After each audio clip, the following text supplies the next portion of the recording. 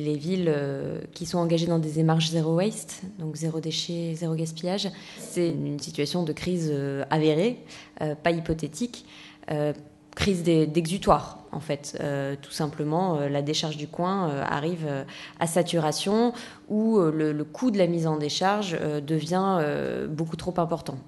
Donc ça, c'est le cas de San Francisco, par exemple. C'est ce qui a motivé au départ, il y a 20 ans, la mise en place de leur démarche Zero Waste. Et puis le premier cas, la décharge locale arrive à saturation, c'est celui, par exemple, de la ville de Capanori ou de la province de Trévise en Italie.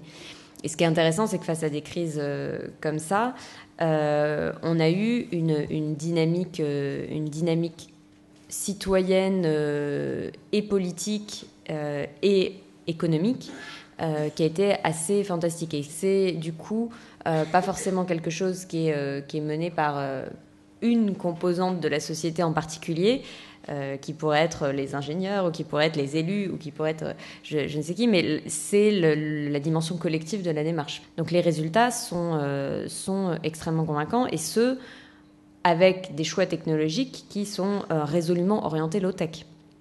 Donc, juste pour vous donner un chiffre, pour vous permettre de visualiser à quel point on peut être efficace, c'est que là où, en moyenne, un Français, du coup, produit environ 350 kilos d'ordures ménagères résiduelles, c'est-à-dire les déchets qu'on envoie soit en décharge, soit en incinérateur, un habitant de la province de Trévise n'en produit plus que 53. Donc, 350, 53, ça vous donne une idée de la marge de manœuvre qu'on a, et en ne faisant pas intervenir de technologies nouvelles ou quoi que ce soit.